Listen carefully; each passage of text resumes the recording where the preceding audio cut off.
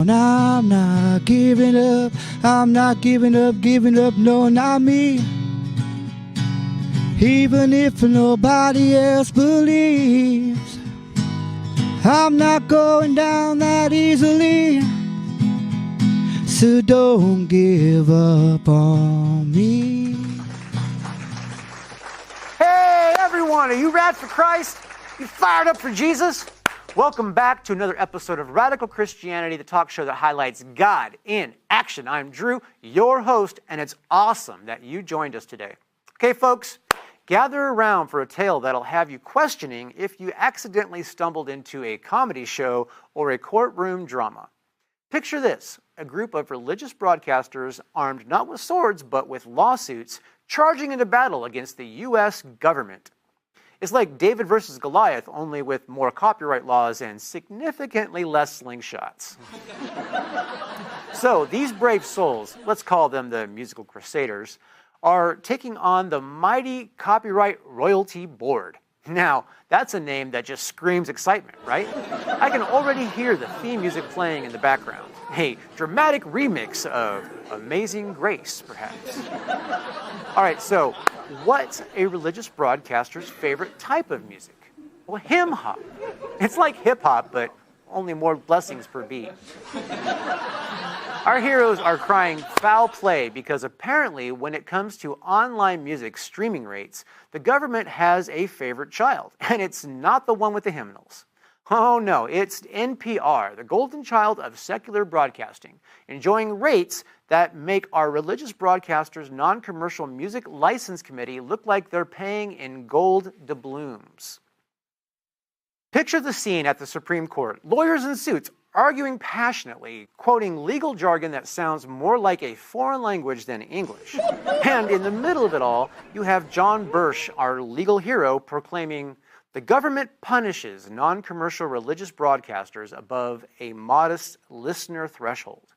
It's like a courtroom rendition of "Let My People Go," and with a copyright twist. But wait, there's more. These broadcasters aren't just fighting for themselves, they're fighting for religious freedom, for the right to spread their message without feeling like they need to sell their souls for a song. It's a battle of biblical proportions where instead of slaying giants, they're slaying giant royalty rates. Okay, so why did the religious broadcaster go to court? Because he heard they were giving out free trials. And let's not forget the absurdity of all this. Imagine the government trying to explain to the Supreme Court why NPR gets the VIP treatment while our heroes are stuck paying premiums like they're streaming music from a solid gold jukebox. In the end, it's not about music rates. It's about standing up for what you believe in, even if it means facing a copyright dragon or two along the way. So, to all the religious broadcasters out there, keep fighting the good fight, and remember, when life gives you copyright lemons, make a musical lemonade with a dash of religious freedom. After all, he is risen, and so shall fair streaming rates for all. Okay, that's enough of that. So tell me, are you rad for Christ? You fired up for Jesus? All right.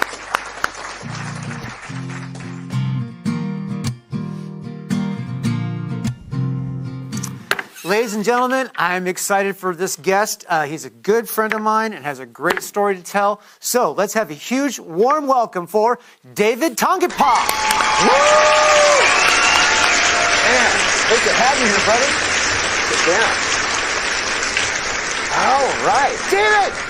So glad you're finally here. I'm glad I could join you. Man, radical Christianity is not the same without you, brother. Yeah. No, literally, we've been friends for a while, and and we've talked. I remember when you were just doing consulting. Just a staffer. Just I a was staffer. Just a staffer working on Supervisor Nathan Magzig, and I still work for him. Yeah. So. Oh, yeah. You still work for Nathan? Still Okay, work for him as I'm moving on into these other endeavors. I still work for him. I'm on my lunch break right now, actually. So. Well, Nathan's cool. I'm sure he'll give you the slack. He's been on the show. He's an amazing man. Yeah. In fact, he's got one of my yard signs in his front yard for Jesus for President. Oh, yes. Yeah. I've said. Yeah, I know exactly where it's at. So, yeah, if you want one of those, I got to get you one, too. I would love one. Yeah, I got them in my car. Basically, the way that we do things here, I'm sure you're familiar with it, we do testimony to, calling. So why don't you start us off with how you met Jesus? Yeah, so my mother is an amazing human being. And so just a little bit about on my life. So my father was in the military. My mother's an island girl. My mother used to do in-home care for my grandmother. And so essentially my parents got together, and me and my older brother were born. And there were a lot of different things that we kind of went through. I grew up in North Highlands, California, which is near McClellan Air Force Base. When they shut down McClellan Air Force Base, North Highlands, we lost over 150,000 jobs, with Mather also being closed at the same time. They're about 6 miles apart from each other. So we grew up in a very hard area. I'm the product of a secret family that my father had with my mother. And she defaulted to the church. And I remember growing up where we would always walk to the church, and we'd get there, and they'd have food boxes and different lines and different things like this. And while we were there, my mother would tell us, you have to volunteer. You have to go and do this as well. And so my mom, she didn't really speak English. She's from Tonga. And so she'd make us volunteer and all of this, and we would be a part of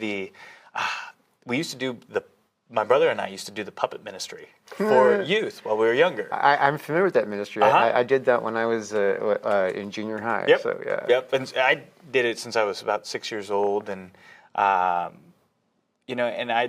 I really remember back, and I can tell you this: the first true time that I accepted Jesus Christ as my Lord and Savior was actually on New Year's, where I was old enough to make that decision consciously for myself.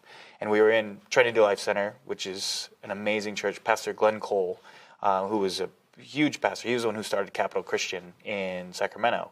They had this youth event and all of this, and I could just feel something different inside of me at that time, where I think that's where truly my life changed, and it was a pretty radical time. It was rad to be with a lot of younger individuals that were just energetic about their belief and where they want to be, and the camaraderie and the family and everything else. And something that spoke to me, and I got down on my knees and I laid down on the ground and I accepted Jesus Christ. This was New Year's of 2008. 2008. I was about 12 years old, where I can consciously see it. And I had seen everything else that I had done, the food drives, working the carnivals, and doing everything else. But there was something on this date that I truly felt in my heart that I needed to welcome in. And then later I think the next Sunday, because they were asking everybody to be baptized, I'm pretty sure the next Sunday is when I was baptized. My choice. Not the choice of my mother's taking me to school. I was also in Royal Rangers, so I don't know if you're familiar with Royal Rangers at all. I'm not for Rangers, but I do see the significance of the age and the baptism. 12 seems to be that age where you finally connect to who Jesus is. It's a common age. And it was my choice. Yeah. And because I could always say that I was a Christian since, I've never known not to be a Christian, because we were always at this church. And, I have some amazing pastors in my life, like Pastor Chuck Solstead, amazing. Pastor Ryan, Commander Ryan too, because he was the commander of our Royal Rangers, Outpost 32. Just all of these different things, but it was my choice, was on that New Year's in 2008, with everything that was kind of going on. And that's where I think the significance in that part is really where I just felt something different. So it's interesting. Interesting to think back, through everything that's kind of gone on, and I look at where my life is today, and the divine intervention, and I can tell you this: I am blessed beyond belief. Even though a lot of things have been extremely hard in my life, I think it's for a reason. I wouldn't be here today if I didn't go through a lot of those struggles and different things that had come up, and the differences with my mother and my father and all of this. And so, but there's always been a default for me, and the default is believing in Jesus Christ as my Lord and Savior. And when things have gotten hard, I've been listening to a lot of the Psalms, and listening to the songs of, King David and like his writings and all of this other stuff. And, because he did that while he was on exile, and he was out and an outcast and in the hardest part of his life. And yet he still defaulted to writing songs for his belief. And so I've been thinking about that quite often. Yeah, the Psalms are very reinforcing when times are tough. Mm-hmm. That's one of the things that it's that's probably the most beautiful thing about them is that you can be like, okay, when it's like some people just read them, you know what I mean, and like, oh, that's fine, but like if you're really struggling at something, they have a whole nother level of meaning because you can fully relate. Like, yeah, I'm feeling that right now. You're exactly right. I'm forgetting which one it was, but I was actually just doing a morning devotion. My father passed away 2 weeks ago. Yeah, I'm sorry about that, man. Thank you. I remember somebody who used to go to Trinity Life Center with us. He would always come in and he said, Psalms are songs that David would sing, and he would sing to us the verses. And how they would come out, and he did all of this. And there was one that I remembered, and I was trying to find it. I just don't remember the verse right now. But it had talked about even King David's doubt on why it's so hard right now, and going through the struggle and everything else and everything. And then in the end, he still goes, but you are in charge, and I may not know, but there is a reason for it all, and you will see me through this, and so I remember reading that 2 days after my father passed away, and I was like, okay, there's a purpose, there's something else. I don't have to know. I'm probably not going to know until things come to fruition. And so that it really brought a lot of peace in that part, and I think it's just so interesting to see. That's awesome though. It's really refreshing to talk to somebody who's, because it's even though you're what you're running for is another level beyond what you normally have been doing, but the truth of the matter is, man, it's refreshing that you're focused on God. Mm-hmm. You know what I mean? And everything else is secondary. I've had people snow me where they try to like say God is their focus, and politics or whatever their business is or whatever is secondary. But you can talk to them, you can tell. You know what I mean? It's like where their mind is a different focus. Mm-hmm. Where it's really clear your focus is still, your center is still Jesus and God. It's interesting. I've been I'm with this group called Holy Smokes. I don't know if you've heard. I do know them. I love them. We actually did a show on them, and I know most of those guys. Mm-hmm. Like I've known them from when I was a kid. Yeah, and there was they're going through the book of Acts, and as we're doing it, we were reading this part about Peter, and I related so much to it because, and to be honest, there's a lot that I've kind of gone through where, Peter is, Jesus' right hand. Mm-hmm. But Peter doubted, Peter questioned, and Peter always had this thought in his mind, I am not worthy. I am so not worthy to be crucified like Jesus Christ put me upside down on the cross. Exactly. And I just relate to that so much to where, I think, and I look at kind of like what I've gone through in my life, similar to Peter, why? Why do I have to go through this? Why during this time right now? Why is it so hard? And doubt. And it's just a real thing. And then I look back and I think about everything else, and it's like, I have no doubt in my mind. The doubt in my mind comes from just questioning on why it has to be so hard, but not questioning on what I believe in. Right. You know, there's no question in that, because I would not be here today without divine intervention. Peter didn't know, and and I look at the story of the disciples, and I think it's one of the most beautiful stories, even though it's one of the hardest stories. And that's what I talk to a lot of Christians about. It's like the disciples followed Jesus Christ because none of them became rich. This is one of the only religions, I think it is the only religion, that the true king and the true believer didn't become a warlord or prophet or anything else. Jesus was a homeless man. Homeless, and died on the cross. And then all of his followers, instead of dissolving and everything else, all, whether they're pulled apart or upside down on a cross or they hang themselves or something else, they all died because it was worth it, you know, and because it was hard. So even though when it's hard, and what I'm going through, I can tell you this, it's not as hard as the disciples. It's nowhere near. No, you know.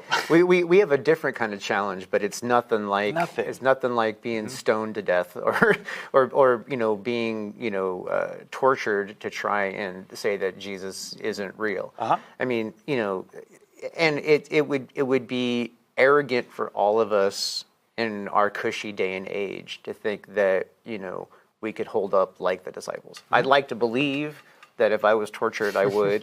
You know what I mean? Yep. You know, yeah. I mean, it's, you know, I bring up my life verse a lot, so I wear this to remind me of my life verse. A lot of people wear crosses. I stopped wearing crosses for years because I thought, okay, well, it's, you know, it's like, you know, why are you wearing a cross? You know what I mean? It's like just a, you know, a symbol. But then, like, I have a different mindset on it now, and I wear a wooden cross, not a jewelry cross, not a gold, silver, but a wooden one. And the reason why is Matthew 16:24, which is, if you want to be my disciple, you must deny yourself, pick up your cross, and follow me. So, you know, I'm wearing my wooden cross, I'm carrying my cross, you know, but it's to remind me, you know. And it's that kind of thing that, you know, gets me through the really tough times. You know, it's why it's my life verse. It's because I got to realize that I am doing everything for my Lord. You know, everything I do, you know, he gives me a little bit of free time, you know what I mean? But then the rest of my life is assignment, you know? So it's, and I see you working for God, man. And I think that's awesome, man. It is a blessing and a joy to call you a friend. You know, it is what you're doing is you know, kicking butt and taking names. You know what I mean? And you know, you're aggressive and you're smart and you're, you know, I would say ambitious, but not self-indulgent ambitious. You're ambitious for the ability to help others, not the ability to help yourself. It's none of this is me. I mean, if you know, I talked a little bit. I'm a product of a secret family. You know, my mother's an immigrant from Tonga. We grew up in low-income housing in a very rough area. I used athletics, my athletic ability, which, you know, is given to me, to get to Fresno State. I walked on. You know, there was a period there where I ended up sleeping on my teammate's couch and all this other stuff because everything. And there's so many just small things that I wouldn't have noticed until I thought back onto it, where it is just divine intervention, where there's one person there that decides to take a chance on me for no reason, you know, whether it's bringing me onto the team and then earning a scholarship and then doing all this other stuff and then meeting certain people that I have no idea, again, who they are, that put me in a different position. None of it is me. It can't be. It doesn't make any sense. And it's not supposed to. It's not always supposed to, because, you know, then, you know, if the script was already written on that part and we knew it, you know, people would become complacent, and I think that would take away from a lot of the faith, and you just got to keep believing. And, you know, even in this last few weeks in my life, where there's been major transitions, whether the election is up and down, the roller coaster ride of that, my father passing away in the middle of it, taking care of my family and doing all this, and then I look back to, well, where's the divine intervention in that? Now I have an opportunity to run for State Assembly District 8, where, we're coming into a very hard time here in California with everything that's going on. But also I have a chance to, my family lives in North Highlands, which is close to Sacramento. Maybe this was part of that same plan because I'm supposed to be up there a little bit more and take care of them and do some things different. I have a 16-year-old younger brother, and my mother is, she's getting, I don't know if she's going to see this, but she's getting a little bit older, but I get to spend some time with her and help my family move into different transitions. So it's like I look at all of these different things, and I just tell myself, it's not my choice. The things that are supposed to happen are out of my control because they have always been out of my control. And the greatest thing that I can be is grateful. Yeah. Grateful for everybody else that has been put in my life through my belief, and through Jesus Christ and what he's done for me. Because, again, the story doesn't make sense without divine intervention. It honestly doesn't. And for me, all I can do is say thank you. Yeah, and if you make yourself available and you ask God to use you, He will. Mm-hmm. And that's the truth right there. That's all I ask. Is just put me to work. Yeah. Put me to work because I will keep doing that. And you know what? I mean, well, I think about it in this case. Yeah. We met a couple years ago. Right. With Nathan and met again with Sparkle, and I had no idea that I would be in this position, and now we're here today, because you and I, we talked for 20 minutes in addition, but again, there's a reason. Yeah. There's a reason we met at Cup of Joy too, and it's just so different. It's so different on all these small things that are put in place to where I stop questioning it and I just allow it to happen because that's what I'm supposed to do. Yeah, well, God has a plan, and if we ever think that we're arrogant enough to know what it is, we'd be smacked. We get smacked, you right? Get smacked. Yeah. Jonah had that. Peter had that. All of them had it. I'm just trying not to get smacked. So. Right. Yeah. I have run into the smack a few times myself because I'll even brag on God's intervention in things, and then God's all like, well, what are you doing? but you're exactly right, and that's where when we were going through the book of Acts, King Saul, 40 years in charge. Now he started to think he was divine and all that. What happens? He gets smacked, and they, and they bring King on David, right? 40 years. Not only that, the Israelites wandered around the desert for 40 years because they started to idolize. And then what happens? They get smacked. Right. And it's and just looking at the entire story of the Bible, it's once man starts to believe that it is man, or it is you, the human, the worldly things, and all of that. Or that we're special. Even though it's all God, it's still we think we're special, and God's helping us over the next person more. It's no. It's every single time. Yeah. And there's a cycle. The Bible is in cycles, whether it's 12s, 40s, different things that they've looked at. 12 and 40, those are the two magic numbers, that's for sure. Yeah. And 12 years, or 12 people, or 12 tribes, or 40 years, different things like that. It's just, how many times does it have to repeat it for you to understand what's in the minutia? Right. And that's where it's you will get smacked one way or the other. And so, I just look at it that way, and I was yep, and this is a saying that I say to myself all the time, and actually made phone calls today, thanking people that are supporting me in my campaign, and just saying, today's a good day to be grateful. Every day is a good day to be grateful, and that's how I live that's how I live my day-to-day life. Yeah. Well, I support you in your campaign, obviously. Not just because you're my friend, but because, we've had we've had a lot of conversations, but we had one really deep conversation about politics, and I really love your approach, and the fact that you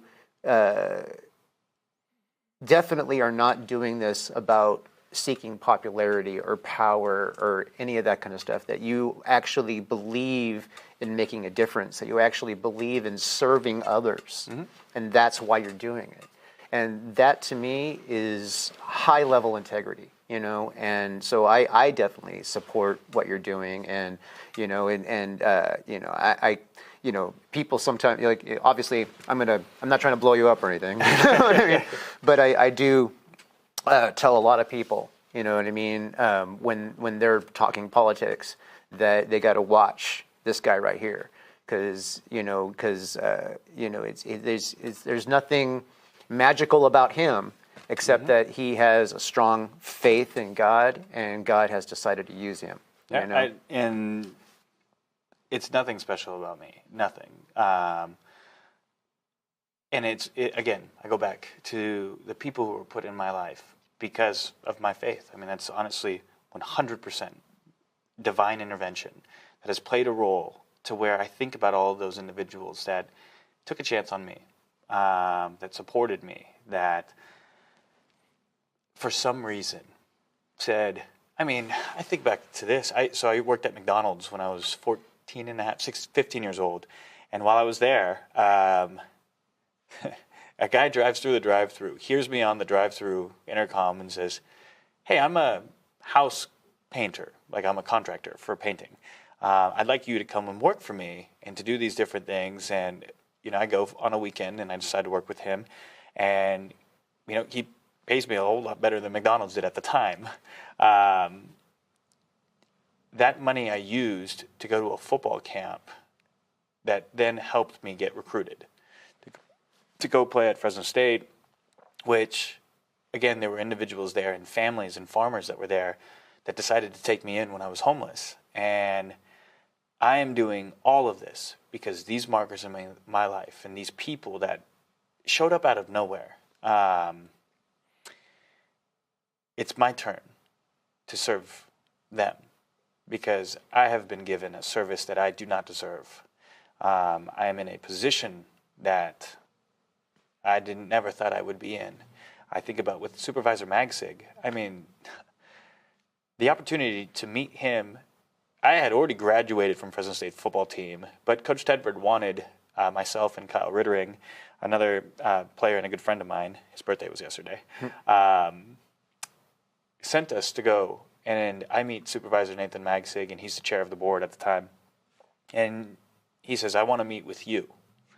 And we stay in contact for 2 more years, and there was a position that opens up, and he had all these other opportunities to hire somebody that was already in the industry and everything else. And he decides to take a chance on me. And it's all of these different things. It just doesn't make sense to me to where I know I'm exactly where I need to be. I'm exactly where I need to be because it was intended for me to be here. And again, the only thing I can say is thank you, and please let me serve more. Yeah. Please let me serve That's more. beautiful, man. That's beautiful. So, again, you know, we talk about Jesus here, not so much politics. Yep. You know what I mean? Although Which is where, I think that's divine intervention on the political side. Right. You know, and not only that, we look at the Bible with Pontius Pilate and everything else. There's a whole lot of politics there. Well, I mean, I do. Politics of the church, too. Yeah, I mean, people who know me know that I stick my nose in politics. You know what I mean? I just do. You know, it's like, you know, I don't ever see myself running for office or anything like that because it's, you know, it's really not who I am. I'm more of a promoter. You know what I mean? Than I don't know. I might recruit you because those are the best. Well, you know, if God calls me, I'm there. You know what I mean? But Exactly. but you know, I mean, I'm pretty radical. You know, it's going to be hard to get people to vote for me. But you know, the thing that I love about you is that you are not a smokescreen kind of guy. You know what I mean? You're going to say what's on your mind. You're going to say what's on your heart. You're going to be honest, and you're going to be gentle. If somebody is not receiving what you're going to say, you're going to be gentle about it. That is, it's obvious to me that God has trained you from a small person into who you are now, to A little larger. yeah, tower over me, man. But to be used by him. You know what I mean? I hope that it is in the political arena, because I see you holding on to your authenticity and not being one of those guys that, well, I've made it, now I'm gonna exploit it. And I think that's awesome. I mean, we need more people like you in politics, people that are genuine, that are authentic, that are, that are young enough to take the fight on for a long time, versus those people who start in their 60s. You know what I mean? It's like, no, I've said this before, man, I feel blessed to call you friend. I am excited to see where things go and how God uses you. You got my full support. Anything that I can do, you can just reach out and ask. And if it's possible for me to do it, I'm doing it. You know what I mean? And I appreciate that. And I tell people this too. It's like when they ask me, oh, what do you want to do in like 20 years and all this? I was like, in 20 years, I want to be a high school football coach. I want to coach my son's team, and I want to hang out with my family, and I want to serve my community. I want to have, because food drives were actually so important to carrying us in life, and because the church did it for us, I want to create communities again. I want to give back and make it here. We don't need to wait for government to come in and save us. God's going to save us. Replace the G's, and you'll be in a lot better place if you're waiting for one over the other. Right. And that's where I want to be in 20 years. I want to help here. And I just don't see that happening right now with the current path that we're going in politics, with people at each other's throats. And we've seen the degradation to be just religious in your own, and convicted in your own beliefs, and ridiculed and mocked and all this. And it's like, allow the individual, I love devoted Christians that are out there and proud, because it seems like this society right now is just trying to make it to where we're diluting what we're proud to be about, where you're a rad Christian, all of these different things. It's like we've just gotten to a position right now. It's like, it doesn't have to be this complicated. God is guiding us. That's the direction that we need to move in, and you just need to embrace it. Yeah. And once you embrace that, it gets so much easier. And that's where I just allow the light to lead me. I move from that direction, and again, our relationship is another one of those where you never know. I mean, we're randomly talking in the back studio as a staffer, and you're doing the production and everything else, and now we're here today. Yeah. And then, the next step. What is it? Who knows, man? Who knows? I'm excited to see it. You know what I mean? I hope God continues to use me. I hope God continues to use you. We're out of time for our interview, but definitely going to have to bring you back on. You know what I mean? I know you're a busy guy, but we'll get you back on. We're running around a little bit. Yeah, a little bit. This district's the size of North Carolina, so right. It's a little bit. District. Yeah. But you know what? Like we say here on the show, man, you're definitely rad for Christ. You're definitely fired up for Jesus, and we love to see that here, man. God bless you. Thank you, and we should bring back some of the puppet ministry. I think we should. I haven't seen it for a long time, so I would love to. Yeah, we should consider that. Yeah. I think it would be, just let's get back to the basics. VeggieTales puppet ministry. Right. Exactly. Yeah. All right. Cool, man. Cool.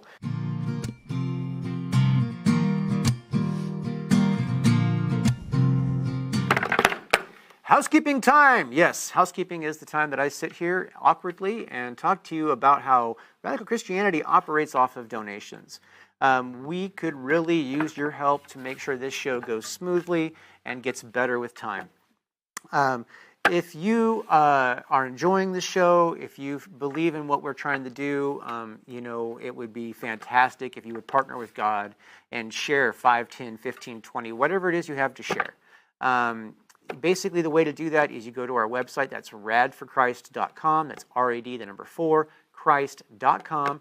And you go to the donate link at the top there, and that will take you to the Mr. E Christian Media donation page. Mr. E Christian Media is the 501c3 that we operate within.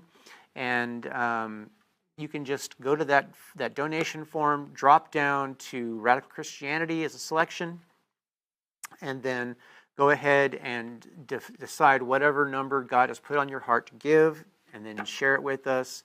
And we will obviously reach out to you to thank you. And it is a beautiful thing to partner with God. And it would be a blessing for us. I'm sure it'd be a blessing for you. And it would be a wonderful, wonderful thing. So if you cannot share monetary items, that's fine. What you could do is you could share the show. You could post it on social media, share it with a friend in a group, in a chat room. Tell people about it online. Tell people about it at work. Make your sister sit down and watch it with you. Whatever it is that you can do to spread the word, that'd be great. And if you can't even do that, you can pray for us. That would be very helpful as well. If you can just pray for the show, the people on the show, the guests, the host, that kind of thing, people that work behind the scenes. Pray that we get the funds that we need to operate smoothly.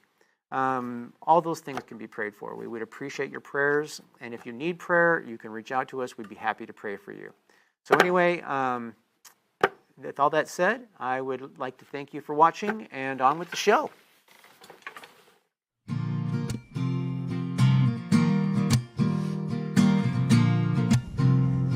Ladies and gentlemen, this next guest is super awesome. She has got a whole bunch to share, and I'm excited for you to hear it all. So let's have a huge, warm welcome for Diane Pearce.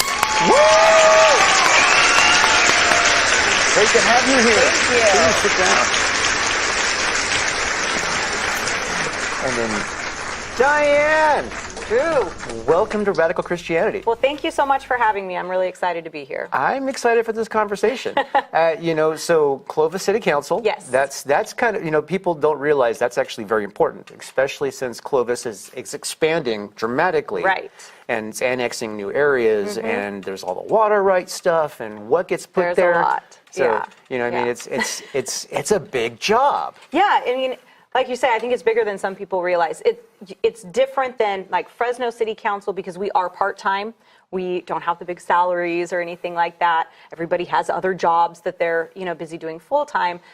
So that's a real challenge too because, as you noted, we're really growing and expanding, and a lot of those issues are coming before us, and we're not full-time. So it's really been a challenge to learn that balance of my work life, personal life, and then serving on the city council and doing all things well. Yeah, easier said than done, but I try. Yeah, well, that's what God's there to help us for. No kidding. Right? All right, so the way we normally do things here is we have basically testimony, testimony to service. So basically let us know how you met Jesus. Yeah, my story is one of growing up in a Christian home. My parents are both originally from the Midwest and wound up moving out here for my dad to attend seminary after they became Christians. And so I was the only member in my family born in California.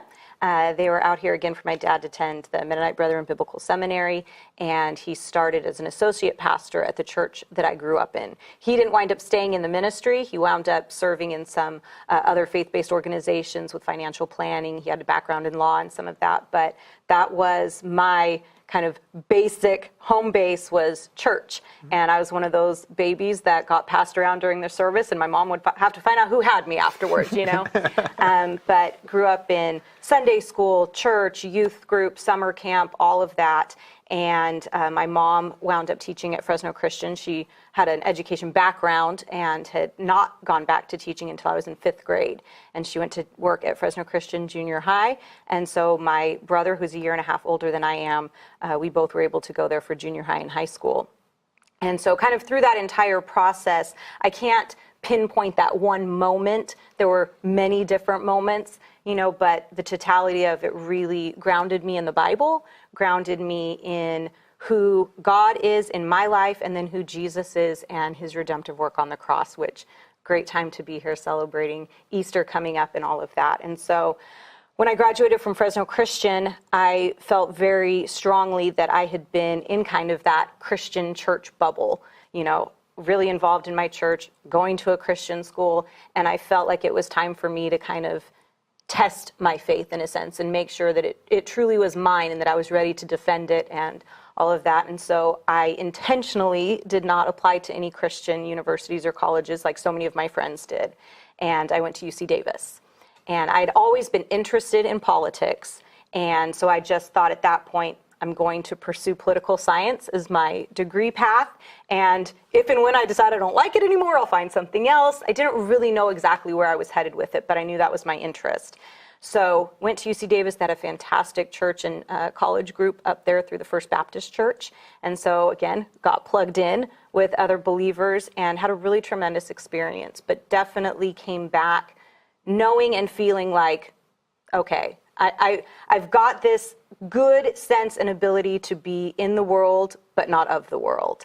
And that's kind of how I've approached things and wound up getting back involved in politics and really having that approach of participating in the world and in those things, but not letting that influence me in a way where I become of it. And so that was kind of my path to service, was following that. Well, that's awesome. That's good. A lot of people like say, well, my testimony is boring because I grew up in the church. Yeah. But I think that actually is a reinforcement message to people who are just getting started with families and that kind of stuff to really think about getting yourself in the church, especially you fathers out there. 100%. Especially you new fathers, you newly married men, whatever. Get yourself in the church because you're the head of the family. Right. It's your responsibility. And they say that if the father's in the church, the children, especially the son, is more likely to be in the church when they get older. So it's important because it's a foundation. And it's true. And I've seen, not just for myself in certain ways, but so many of the people I grew up with, whether it was in church or at Christian school, where, there is a period where you're testing the waters and you're trying to make your faith your own or whatever it might be. And I've seen so many of them be able to come back to that foundation and that truth of what they knew all along. And it's there for them to come back to, those prodigal type stories, some of them more sensational than others. But to an extent, I think we all have a little bit of that. No matter what it is that might turn our heads for a time, we know where we're supposed to be, we know where the truth is and how to find it, and getting plugged back in is so much easier than getting plugged in for the first time. If you have that foundation, if you have those experiences, it's so vital for your kids. Drew is right. Dads, moms, go to church. Go to church. It is so incredible. It's more valuable than you realize each Sunday when you're sitting there, to make sure that your kids have that. Because you don't know where they're headed, you don't know what direction and paths they're going to take, but you can guarantee that they have that foundation to go back to. And hopefully they never leave, but at least they have it to go back to. Right, and I'm a living example of that. My father was a Southern Baptist ordained, and my mother grew up Assembly of God. Okay. So imagine the... I can a little bit because my husband grew up Assembly of God and I grew up Mennonite Brethren. Okay, so you understand. Yeah, there's a little bit of combustibility there. Right. It's two different worlds, It is, yeah. But it's like people look at me like, you're a charismatic Baptist. Yeah, exactly. But the backslipping and all that kind of stuff, it becomes training because I come back. Right. You know what I mean? And so it's like our pastor will use the term working on your testimony. However, I look at it as training. Yeah. Because God will use us. I think God uses everybody, including those people who don't even have any idea who God is using, or maybe they don't follow him and love him or know him or at all, and God's still using them. And the most amazing part about it is like I get to look back now and look at the fundamentals that were poured into me as a child, and if I didn't have those, it would have been a lot harder for me to get pulled back in. Like when your life is falling apart, it's like where do you go? Yeah. You know what I mean? Some people turn to drugs and crime and all kinds of horrible things, and then they maybe are lucky enough to find Jesus, and then they got to spend their whole time, fighting their drug habit in Celebrate Recovery or whatever, and they have that pathway. But then those people who were blessed to have their parents love them enough to make them go to church. Right. Just make sure I reinforce that. Yeah. I think that might be the tenor of this interview. We'll come back to that many times. Yeah, but yeah, so I love those testimonies that people grew up in the church, and it's their foundation, it's their fundamental. Just saw Unsung Hero last night. Oh, okay. I'm plugging this movie like crazy because there's this family faith thing. I'm not blessed enough to have a big family. I'm not blessed to have children of my own. Maybe someday, but I'm getting kind of up there in years. I'm kind of I know the feeling. But I look at that and like their family unit. In fact, the slogan of the movie is "Family isn't in the way; they are the way." Yeah. And so I think that it's just such a beautiful thing that because having, I don't know if you're familiar with the movie at all. I've heard about it, but I don't know. Rebecca St. James Right, okay. was from that family. Okay. And then the King and Country band were also her younger brothers that were in the family. Gotcha. So yeah, and I mean that whole family is all like super creative, and they're all involved, and you know what I mean, and they're a big family unit. But their faith has been their foundation, and you know what I mean. So it's like. It's this beautiful movie. I saw it last night, and I'm like, well, You're right. Better take the tissues with me. Yeah, you definitely need to take the tissues with you. But so that plug aside. Yeah. So then you did politics in school, learned, and political science. So is the city council, Clovis, your first political assignment? It is the first time I ran for office. Again, when you talk about being able to look back and seeing God, chart the course, I met my husband. We both have degrees in political science. My husband, Jeremy, went to Fresno State, and we met in a political office. We wound up getting married and had really pursued our business because everything was good, And then in 2015, as we're just kind of sitting around watching things happen, he came across an article about a Wiccan priestess giving the invocation at a city council meeting. I believe it was in Idaho. I could be mixed up now. This was almost 10 years ago. And he read that article. And I remember so vividly him sitting in his chair. I was sitting on the couch, and he's telling me, oh, my goodness, look at this.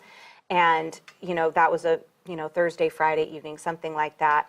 And we were re-engaged in politics the next week. There was a central committee meeting for the Fresno County Republican Party, and we attended, got back involved because we felt like the direction of the country, but everything was heading in such the wrong direction, and further away from those what used to just be called traditional values, but we really recognize them as biblical values and conservative values, whatever you might want to call them, were really coming under assault. And so we felt like we were no longer able to just enjoy God blessing us in our business and had to get back involved in politics, which he'd also given us an interest and passion for. And so we did that. And the course of that actually was my husband, Jeremy, running for Fresno City Council in 2016. Felt like that's where God was leading him. He said he even felt God telling him, there's something about this you're really not going to like. There's always those callings and then the challenge within the calling. But we knew that God had brought us to that. And so we ran that race. We came in second to Gary Bredefeld, who is now getting termed out of that seat, and had to struggle then with that question of, okay, God, you told us to do this. We did it. What's this? We thought this was going to lead into serving. But interestingly enough, a few months after the campaign had ended, Jeremy got a call from Gary. And one of the things that Jeremy was really interested in through his campaign was getting our national motto, "In God We Trust," put in the council chambers. There'd been a movement of that headed up by a gal in Bakersfield who serves on their city council, who was working to get as many counties and cities and jurisdictions to put the national motto in their chambers. And Fresno hadn't done that. And so that was something that Jeremy had been interested in. And lo and behold, a few months later, he gets a call from now Councilman Gary Bredefeld saying, hey, I'm interested in doing this. I know you had talked about it. Do you want to help me? And that was a way that God was able to create a friendship and an opportunity for us to see something come out of that. Not the way we thought it was going to, but it just really kind of started opening more doors. And through that process, I'd gotten involved with Fresno County Republican Women during the campaign, really incredible people. And through that, then we got some calls from KMJ radio station had called to see if Jeremy wanted to fill in on one of their shows. One of their hosts was going to be out. And at that point, Jeremy felt like he wanted to go back and focus on the business. But I had kind of gotten a little more established in the political side. And so he said, well, I'm not interested in doing that. You do it. And I was like, excuse me? But they actually did wind up asking me, so, well, you want to come do it? And I said, okay, I can do it. And there was a political show on a local TV station that also had initially reached out to ask Jeremy to come and be an analyst on the show. Jeremy said, no, why don't you do it?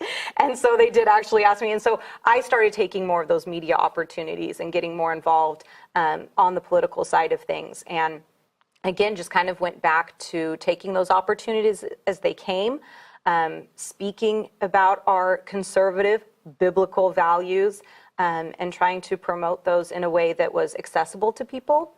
And one thing led to another. We wound up being able to move to Clovis. We were able to build a beautiful new home there. And we thought that moving to Clovis meant, all right, we're good now. Clovis has it under control, all is well, and we're just going to be able to kind of support what's going on. We moved into our home in February of 2019.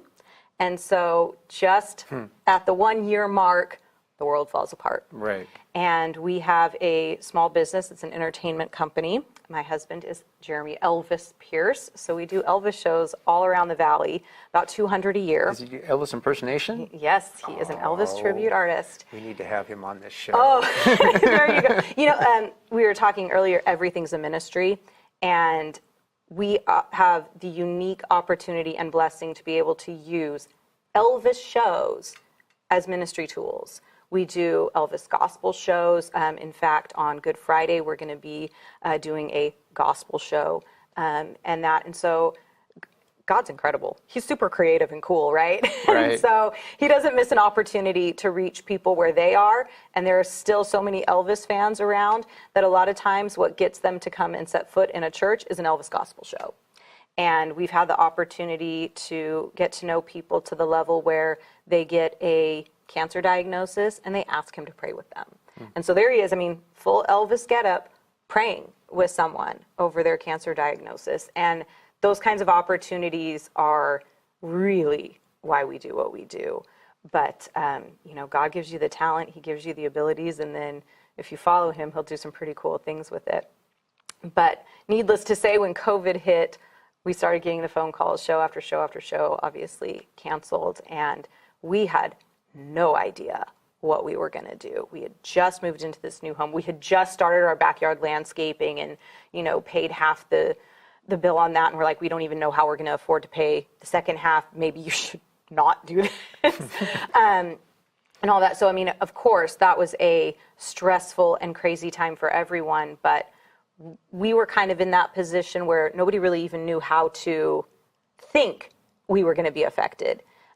There aren't as many full-time entertainers in this area that you'd think. Most people do it as a hobby. You know, they do a few gigs on the side, but it was both of our full-time jobs. And, you know, here we have this new house, new mortgage, all of this. And so it was very, very crazy. Fortunately, I can honestly say that God had prepared the way for us, and I was never afraid. Jeremy and I both knew that God would continue to take care of us. He's proven himself over and over again. He was going to continue to take care of us. But one thing that we found very quickly was, okay, maybe we're not done with politics. Because as we started to look around and you saw the people who are making the decisions to shut down our businesses, to close our churches, to, you know, restrict everybody's movements, one thing we realized that on the Clovis City Council specifically, not a single member of the 5-member council was self-employed. So none of their paychecks were actually in jeopardy. They were all in other positions where they didn't have to suffer it the same way the rest of us did. Everybody suffered. You know, one of the things I kind of disliked that was people saying we're all in the same boat. It's like, no, we're all in boats, but they are not the same. Let me assure you that.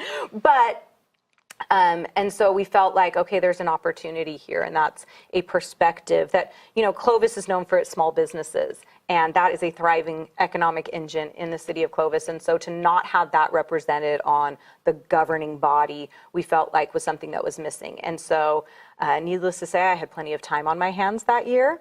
And so I wound up running for Clovis City Council that year, knocked on thousands of doors. Again, I had nothing better to do, and met with people, talked with people, and really, it was an incredible experience. I wound up there. Clovis is at large, so we don't run in districts. Everybody runs citywide, and then however many seats are up, the top, however many vote getters get those seats. Right. So there were two seats up, 2 incumbents were running. I did come in third, but I had a rather impressive showing. I think people kind of took note. Because in Clovis, there's really almost no such thing as beating an incumbent. There's no term limits either, so they serve for a long, long time historically. And so it was quite an endeavor to take on to start with. But I think the message really resonated with people. And interestingly enough, the next cycle when it came up was just a year and a half later. And 2 of the gentlemen who were in the 3 seats that were up that cycle weren't seeking re-election. Bob Whalen moved on to serve as a judge, and Jose Flores decided not to run for re-election. So there were 2 of the 3 seats up. And again, I thought I was done. I thought, okay, I did it. I'm good. I put my time in, but I don't have to serve. And then it became pretty clear. It's like, no, this is just an extension of the previous campaign. It was a shorter duration because things had kind of shifted, but I already had so many of those doors under my belt. I'd already met with so many people, and it was just a year and a half later, and this time I was successful, and I came in second for the 3 seats that were up. And so I took my oath of office in December of 2022, and I now have a year on the council under my belt. It's a 4-year term, and I'm not sure what God was thinking. Right? People ask me, it's like, well, are you enjoying it? And I answer them as honestly as I can, and that is, I think if I was enjoying it, I wouldn't be doing it right, because it's incredibly challenging for some of the reasons you mentioned, the growth, and just when you realize that the decisions you're making and the votes you're casting, the direct impact it has on people's lives, and that it's not something that's lost on me, and I want to make sure that I have full information, that I've properly educated myself on the different topics, and that I'm really prayerful, honestly, in how I handle it, and that it's not my own thoughts, but that I really seek God's guidance in all of those things. But there's a lot of other things that come before and kind of work their way into the political discussion, and that's probably been the biggest challenge in the last years, is navigating some of those other things. Yeah, I can imagine, considering, I mean, I know Clovis pretty well. Mm-hmm. I have a lot of friends there. I don't know. I go to Clovis Hills is my church. So I consider Clovis is also home to me, even though I live in Fresno. Sure. But the thing about Clovis is that you have 2 distinct mindsets. Mm-hmm. Very distinct. You have the hey, we're a small town, country town, and then we have hey, no, we're a thriving metropolis going to happen. And it's like, neither of those are actually accurate anymore, but it's true, and that's one of the things that people talk about, that Clovis way of life. What is that? Mm-hmm. Because a lot of the people want to say, well, it's kind of that country vibe or rural residential type development that's, you have a bigger spread and all of this, and it's really, really changing, in part just because of the growth of the city, but in part because of the state we live in and the mandates and regulations that get handed down. They really are trying to get people closer and closer together. You hear about density a lot, and they really don't want those 1-acre parcels. They want you to have, 6 houses per acre and smaller lot sizes and all of these different things. And so and like 3-story and 4-story apartment complexes. And, yeah, looking right into your backyard. Nobody's happy about that. So having to navigate some of those things is really challenging, but Jeremy and I both felt when we re-engaged in politics, we knew why it was. And 2015, again, when we kind of got back involved, was also when Franklin Graham was doing, I think he called it Decision America tour, and was talking about how incredibly important it was for Christians to run for office at every level of government. And so, again, we knew very clearly that we weren't just getting engaged for land use and for development and those kinds of things. We were getting engaged because of the culture issues and the moral decay that we saw going on in the country, and we wanted to be able to speak to that. And so that was also something that I knew I was going to be taking on. People kind of think that Clovis doesn't have so much of that, and up until probably recently, that was relatively true. But again, as it grows, more people start to pay attention, and you start to get that target on your back, and you can't just fly under the radar anymore. That spotlight's going to be on you for so many things. And, it didn't take long. Just this past summer, we discovered that our Fresno County library system has some issues in the children's section of the library. And it came to my attention that the Clovis branch, again, it's a county library system. I serve on the city council, but we have a Clovis branch, which actually currently is mere feet from our council chambers. So it's kind of the same property, even though it's a county library. But the children's section had a display for the month of June that was featuring a host of LGBTQ plus books and books with gender transition, gender ideology themes that are, again, promoted to our kids. And I felt that it was important to let parents know that that was there in our public libraries. And so I put a post on my Facebook page with a picture of the display. And it just said, hey, parents, just want to let you know, you may want to wait till June is over to take your kids to the library. And that just blew up. Right. I had people commenting from all across the country, some people not even in America, telling me where I ought to go and what I ought to do with myself. Well, I commend you for doing that. That's like the thing that we're probably the loudest about on this show is protecting children from, it's like everybody, you can love who you want to love, that's your business. It is an assault on our children, But an absolute assault. but when you bring in the kids, you're sexualizing them, and you should be ashamed of yourselves. Absolutely, absolutely. And it's one of those things. I was actually just telling my husband the other day, because again, one of the most frustrating things is, finding that out, taking on that battle, and fortunately, the end result of that, there was a whole lot of kerfuffle at the Clovis City Council. My colleagues told me that it was a county issue. I had no say over it. I shouldn't be talking about it. It had no business being brought up in the city council. It was a distraction, and that I was being divisive and harming our community by bringing it up. That's what some of my colleagues were telling me. And ultimately, I was the only member of the Clovis City Council to send a letter to our Board of Supervisors, because again, it's a county library system, asking them to address the issue and find a county-level solution for it. And fortunately, our mutual friend, Supervisor Steve Brandow, had taken that up, and I'd been in communication with him throughout his work on it, and it resulted in the Parents Matter Act that he brought before the County Board of Supervisors, and I believe it was this past November, it actually passed and has been adopted by the county on a 3-2 vote. And so now part of that is a community oversight board to kind of review the materials and anything that is genuinely, and people could not believe the reality of the material that was in these books, but it was absolutely pornographic. And the level of graphic sexual content was just unbelievable.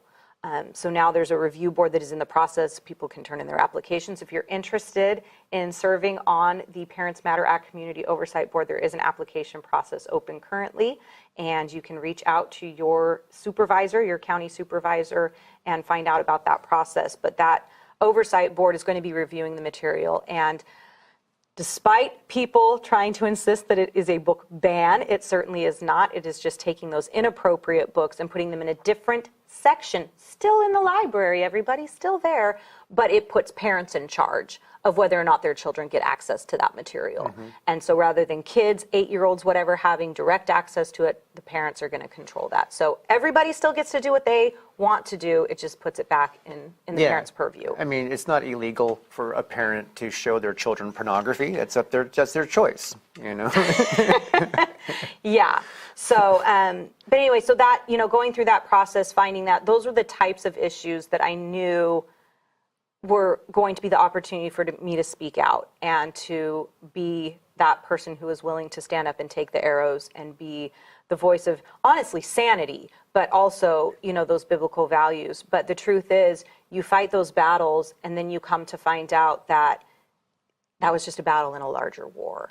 And there are still things in our county libraries that are completely inappropriate. There's things in our school libraries that are completely inappropriate. There are. And so, yes, we addressed a specific issue and found a remedy for that. But, you know, even still, you'll find in the Clovis Library, they do staff picks. And just recently, they posted on the Clovis branch of the Fresno County Library System's Facebook page, you know, the staff picks are books about the occult, tarot A to Z, how to fake date a demon, or a witch's guide to fake dating a demon, and all these occult witchcraft books that, you know, it's like, oh, look, it's, you know, Magic Month or whatever. And, you know, even when you have, whether it's Black History Month, Women's History Month, so many of the featured books have an agenda and are pushing these things that are absolutely against God's plan. They're against the Bible. And yet, you know, this is our public library system. And we've seen over the last few years so clearly that parents have to be hypervigilant, and Christians have begun creating their own spaces. You know, whether it's with like Kirk Cameron and his Brave books, it's a fantastic alternative to braving the library system. Go to Brave Books instead. And, you know, some of those things. And so again, it's that question of how are we in the world but not of the world? Where do we need to be engaged in a political sense, but where do we need to make sure that our kids are protected and we have those things that we can have a sense of trust, aren't going to be indoctrinating them and pushing them in a direction that we don't approve of. And for those of you who weren't around, because this is even before I was born, back in the early 60s, there were several lawsuits that took the Bible, prayer, and a lot of religious, specifically Christian-based books out of the schools entirely. Right. And you will find books on all kinds of messed up stuff, but try and find a book that's Jesus-based in your children's library. You will be hard-pressed to find something, especially in the schools. You know, and where I've kind of come in my journey, faith journey, political journey, how those things all tie together is like, I've been trying to figure out, because again, you know, Franklin Graham saying Christians run for office, Christians get engaged. You hear so often, if the church would vote, things would be different. And so I agree 100% that we need to be engaged there. But I think a lot of what happened in that time frame that you're referencing, the 60s, the 70s, and even through the 80s, was the church also kind of started to retract. Not just from politics, Yeah. but also from media and other things. I run a media ministry. It is something that I'm very adamant about. I feel as though we need to put our feet back into the waters when it comes to media, because we let go.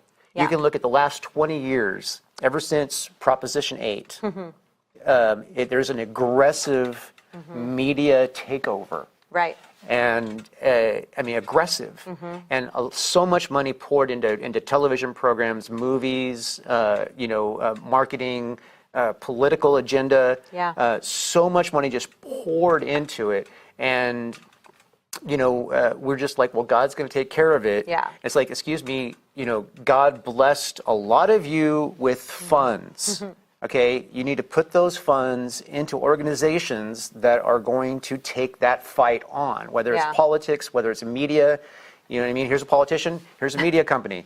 Put your dollars where it matters. No, there's so much truth to that. And, and what we've seen, and this is kind of where I've come to it, because it used to be, we need to get more Christians in politics. We need to be electing better people, has kind of been my mantra for a while. And I came to the realization that that's only so good, particularly here in the state of California, where things are so far gone. And we have such that super majority of not just Democrats, but liberal, progressive, woke legislators in Sacramento, that the tsunami that would be required of electing better people is monumental. And you don't start with the elections. Right. You start with the mindset, which is the beauty of having, media understanding and starting getting it under control. Because if you allow people to say, okay, well, this is normal, and there's no counterpoint in the modern media to say, hey, you know what, that's not really normal. Right. If you don't have that counterpoint out there, then you basically just take your hands off the wheel, and who's going to tell them different? I mean, and that's really what we see, because I think about what's the biggest difference between now and my mom grew up in the 50s and 60s, and she would always talk about, the differences of growing up then and then raising kids in the 80s and 90s. And now, I mean, it's even crazier. But the biggest difference was everyone kind of had a shared set of values. There were really communities. We're all she would say, you'd go play at, Susie's house down the street, and if you got in trouble, Susie's parents would discipline you, because it was going to be the same way your mom and dad were going to discipline you back home. And there just was so much more, again, that just kind of universal sense of how things were, common sense, and I believe that what happened is, again, kind of that shift you're talking about, when we started removing God from the schools and the church kind of started to retreat from engagement in society in that same fashion. We lost who set the moral conscience of our communities. And that's where I believe, if there's going to be a resurgence, if there's going to be a transformation of this state, of this country, of any of our neighborhoods and communities, it's going to be the church re-engaging and taking back that role of setting the moral conscience. Because as an elected official, what I need is for my community, for my that public opinion, in a sense, to be set with biblical values, so that I can then say, look, this is what we believe, this is where we want to see things go. Now I'm going to work in this lane of politics to kind of codify our common values. And it has to be the church, because right now, who is setting our agenda? Who is setting what people are talking about and where you see things heading? What is going on in Sacramento is an agenda set by Satan himself. And he has willing participants who are going along with that and proposing bills and pushing narratives. And it's a very dangerous time. And they don't know they're serving Satan. They just know they hate God. I think some of them might, but no. I mean, that's sad but true. He is very deceptive, and he makes it look so good. And you think you're helping people. And, one thing I've said before is, I think that, as Christians, we are called to speak the truth in love. And over the past couple of decades, I think the church today is doing an incredible job on the love part. We are very welcoming. We are very loving. We are borderline tolerant of all. And, we have some issues there. But I don't know that we are truly doing a good job at speaking the truth to those people. Because if you encounter someone who is living a lifestyle that is contrary to the Bible, we know that that does not lead them to eternal life with Jesus Christ. That leads them somewhere else. And if all we're doing is loving them, but we're not speaking the truth of finding repentance for their sin and turning and following Jesus, we're doing a really good job of loving them on their way to hell. And that's not what we're supposed to do. Yeah, we're not supposed to. Well, I mean, it's as Christians, we have to be delicate, because we don't want to turn people off Jesus in the process of trying to turn them on to Jesus. And that's probably what happens a lot, is people, they think, well, they come at them Bible beating, and they come at them, taking away, stripping back. And it's like we have to really be. I feel as though the counterpunch should be showing them the better way, versus saying, okay, well, we're going to try and take this away from you. Yeah. You know what I mean? There's so many things. Yeah. I mean, if I was to like pick up a hot topic right now, that it would be like, okay, so like the whole abortion thing, right? Now, I am not a fan of abortion at all. Right. You know what I mean? I think it's a terrible, terrible thing. Yeah. You know what I mean? I can understand some of the arguments, and I'm like, okay, well, as a medical procedure, in some cases, I can see, you know what I mean, the argument. You know what I mean? I'm not a woman. I'm not a doctor. I don't really get to say, Yeah. It's like, it's kind of hard for me. I mean, I don't even have kids. You know what I mean? It's kind of hard for me to have a statement about that. But I can see like the extremes on both ends. You know what I mean? But at the same time, I'm like, the approach that was taken to get where we are now, where, you know what I mean, has been so toxic that I think the backlash, you know what I mean? I think there's some truth to that. I mean, there's kind of two things. Number one is people don't care how much you know until they know how much you care. So everything has to be about building relationships with people. You're never going to, well, I shouldn't say never, God can do what he wants, but you're going to have a really hard time leading someone to Christ if you don't engage in a relationship with them, if you aren't trying to get to know them on a personal level. And I think the other thing is, it's the idea that when we speak the truth in love, you lead with love. But if you never get the truth to come alongside, if all you're doing is thinking, I'm just going to show them love, I'm just going to love them, I'm going to love them, that's not a bad thing. It's just not a complete package that can lead to repentance and salvation. Right. And so we have to be mindful that we aren't letting go of that other part, of truly sowing the seeds that the Holy Spirit can then water and reap the harvest of the souls. But at the same time, when it comes to an issue like life or abortion, you may not be a woman, you may not be a medical professional, but you know Scripture, and you know that we are all made in the image of God. You know that He knit us together in our mother's wombs. You know that He knows the hairs on our heads. So there's a biblical principle and value to life specifically that I think it doesn't matter who you are. I have not borne a child myself. I have a stepson. I have nieces and nephews, but I can still speak to life, and I can still let someone know that what God put in her womb is not a mistake. It may have been a mistake to get it there on your part, but God is going to work all things for good. Right. What may be a scary time, what may be a traumatic experience, God has a plan for that. And I don't believe that God's plans ever include murder. Yeah, well, if God is setting the course, definitely not. That's a specific thing, and it takes people to come alongside and a church full of compassion to come around those people. And again, like you say, it's how do you approach it? How are you going to speak about this to those people?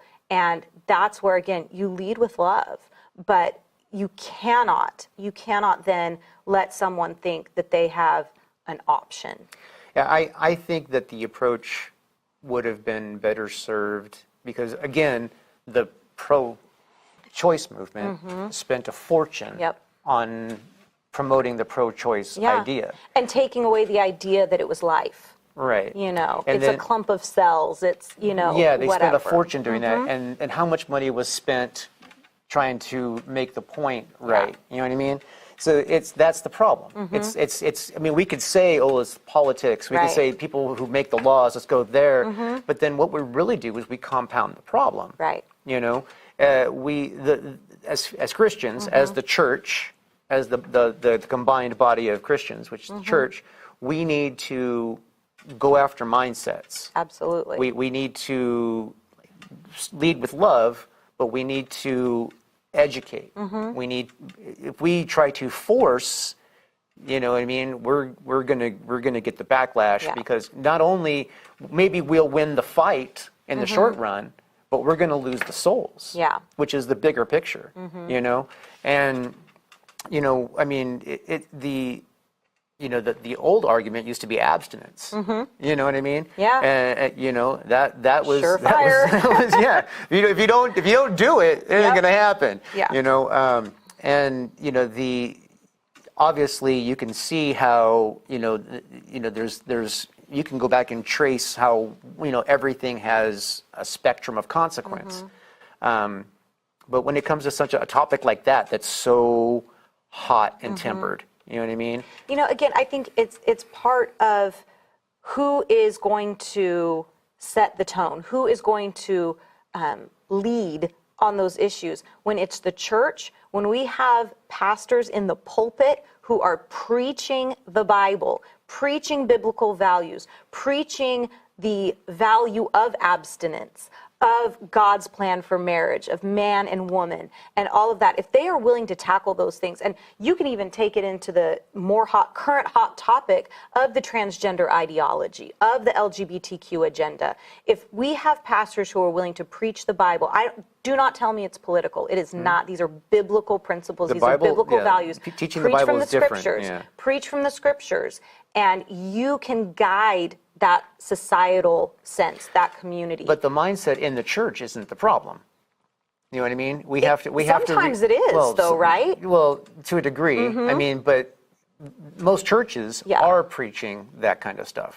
But are they really preaching the sanctity of life? Are they preaching that abortion is wrong? Are they preaching that transgender ideology? Well, every church is different. Exactly. Some are just preaching fire and brimstone. You know, some are preaching. We're all good. Everything is happy. I mean, there's the Presbyterian Church, and has a whole wing of itself that is just off the rails.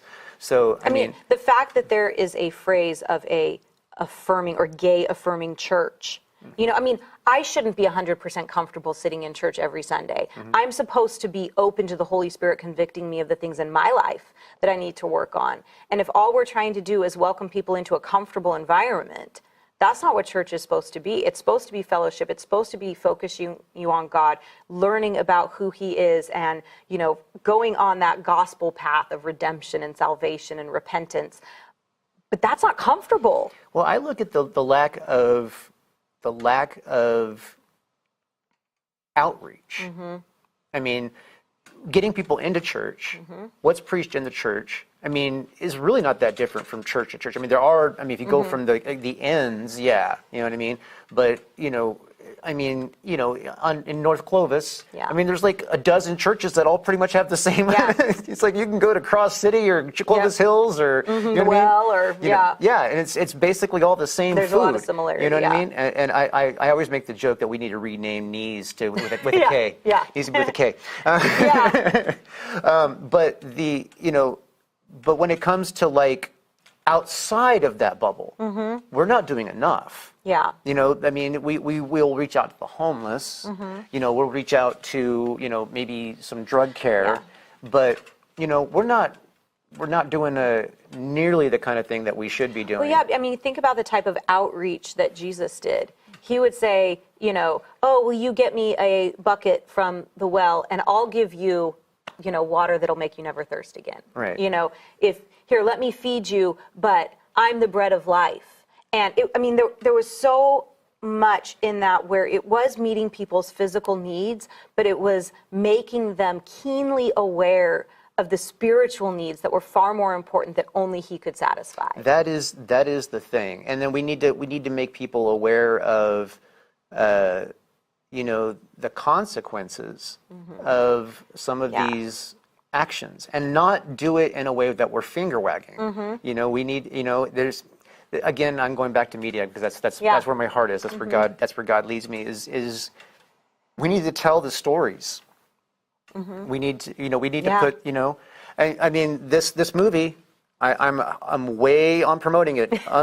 Unsung hero. It's a perfect example of telling the story. I mean, it actually is a little bit more focused on a church-friendly positioning, But at the same time, it does dive into a music approach. You know what I mean? So, so a lot of people who have a love of music and all that kind of stuff, or wanted to be a musician or whatever, they can all get something from it.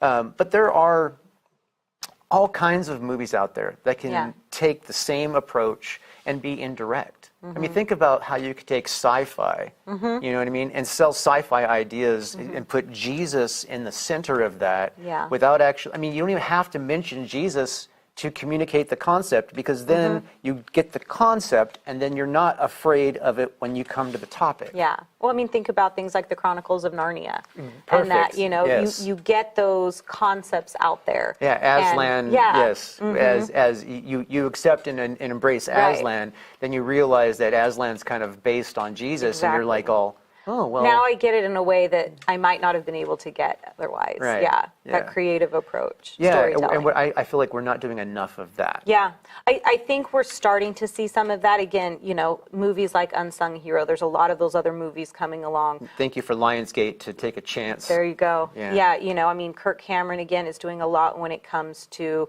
books and having opportunities for parents to make choices that are going to instill positive biblically based values in their kids through children's books. So many different things are going on out there, and it's important to be aware, because again, that's probably, again, the most frustrating thing for me has been fighting battles, but realizing that's just part of a war. And you can win battles, but you might still be losing the war. And so don't ever mistakenly think that just because you are successful in one part, that now the whole thing is safe. Right. Because again, if COVID taught us anything, it's that parents have to be hyper vigilant. They have to be so involved and aware of what's going on in their kids' lives.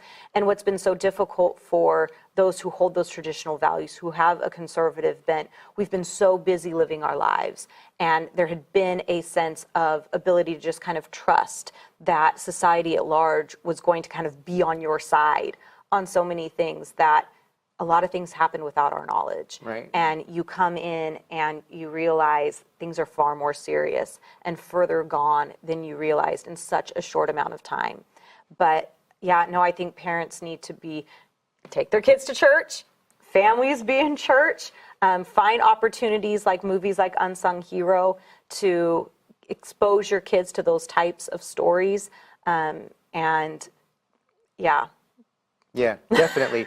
And you know what? And those of you who, are doing that, pray for those who aren't. Yeah. Prayer is the only weapon that we have, except for those of you who have big wallets. Just saying, those of you who have big wallets have the ultimate weapon in this country. And just so we know, it's like those of you who have deep pockets have the ultimate weapon. No matter who it is, again, I'm talking about outside the church, people are motivated by success. If you have money and you have the ability to throw it around, you will have more influence than you know what to do with. Yeah. So. And Anyway. if you choose to allow God to guide that influence, you can absolutely exponentially. You can't fix the world alone, but you can do some good for Jesus, that's for sure. Yeah. We're so out of time. I was going to say, oh my gosh, we've been talking forever. Yeah, I know. But it's easy. It is, and that you're definitely going to have to come back, and we're going to have I'd to be have more happy to. conversations, Yeah. because we just scratched the surface and we went way long. we just went. Yeah. We can't even see what's underneath the paint yet. I you know. what I mean? I know. But Thank you so much, and you're Absolutely. definitely rad for Jesus. You're definitely fired up, and we love to see that. Actually, the term that I got to say it right for my audience is going to make fun of me. You're definitely rad for Christ, definitely fired up for Jesus, and that's what we'd love to see here. well, I appreciate what you do, Drew, and thank you for the opportunity to come and share that part of my heart with people. It truly is why I do what I do. And, my husband and I both are always looking for those opportunities. Just follow God's leading. And that's where freedom is, too, is when you're doing what God wants, you don't have to worry about the rest of it. Well, you have my information. I do. And you know how to get a hold of me. Anytime you need something from me, just ask. Sounds good. Because, I'm here to serve. So. I appreciate that. I'm glad God's put you in this place. All right. Well, God bless you. Me too. All right.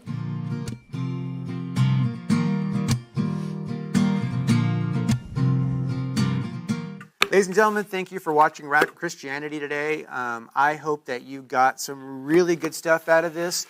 These are some really great people we had on today. I am excited for you to get that message and take it home and wear it deep inside yourself. These people are great people, and they definitely deserve your vote. So anyway, I want to talk to that person who's watching right now, who is hearing Jesus knock on their door. Maybe something we said touched you, brought you to the page, whatever it is. Maybe it's been working on your heart for a while. Either way, I want you to understand that having Jesus in your life is not a bad thing. It's a beautiful, beautiful blessing, and you should embrace it. I've never known anybody to think of their decision to follow Jesus as a mistake. So, if you don't know how to accept Jesus into your heart, it's actually pretty simple. You just kind of talk to him. You say something like, Jesus, I need you. Please come into my life. I understand that I'm a sinner, and I need you so I can have a relationship with my Creator. Thank you for everything you've done for me, and help me to walk the walk that you've designed for me, not the one that I've chosen for myself. Something like that. I mean, there's so many different ways. The wording is pretty simple, but what you just need to do is just tell Jesus that you want him inside. And if you say with your heart that he is Lord, say with your mouth that he is Lord, and believe in your heart that God rose him from the dead, you will be saved. Because that's the whole trick, you know what I mean? That he was risen from the dead so that we could have a relationship with God. I mean, he was actually died on the cross so we could have the relationship, but the risen from the dead is to prove that he is God. Anyway, so without me messing that up any worse, let's talk about what happens if you have prayed that prayer during this show or on a rerun or something like that. We have a website. It is radforchrist.com. RAD, 4Christ.com. And on that website, we have a form it says Got Saved. If you click on that form and fill it out, I would love to be able to send you a Bible and a little gift. I almost said sell, but no, we're not selling that. We're totally giving that to you. I don't want there to be any misunderstanding. And anyway, so if there's also a form for Ask a Question and a form for prayer request. So if you have a question about the show, the Bible, anything at all, math homework, feel free to ask away. And if you have a prayer request, please let us know. We would love to pray for you because we are here to serve. And this is the most important part of all right now. And that is that Jesus Christ loves you. And so do I. Thank you for watching Radical Christianity. We will see you next week. And I'm not giving up. I'm not giving up, no, not me. Even if nobody else believes, I'm not going down that easily. So don't give up on me.